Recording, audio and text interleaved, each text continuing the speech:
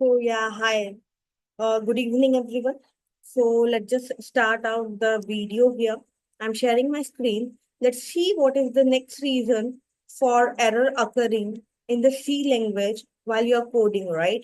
So one of the common, I could say the error you guys are finding for uninitialized variables, right? Now, what is this uninitialized variables? Variables, you all are very much aware.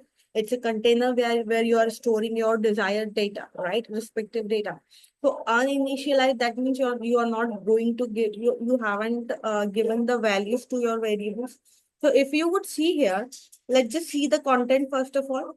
So in C, local variables are not automatically initialized if you forget to assign a value. I'm repeating line once again. In C, local variables are not automatically initialized. Okay. In C language, whenever you are using the local variables, it's not automatically initialized. Okay. So if you forget to assign the value to them, those variables, the variable may contain the garbage data. Okay. So that could be unpredictable values from the memory.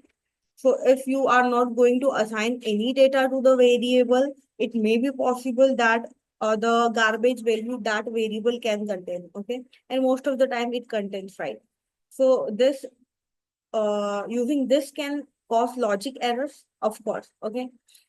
Strange behaviors or even security issues. So make sure that to avoid such kinds of errors, kind of logical errors, such as strange behavior and security issues, you guys need to initialize the variables as well wherever required. Okay.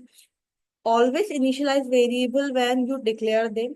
Make sure that so you would be having less linear code as well and a simple logic. For example, use int count equals to 0. Here int is a data type, count is a variable. We are assigning 0 to count, okay, which is the data for count. Instead, just instead of just using int count, okay, here we are just declaring, we are not assigning, we are not initializing the variable.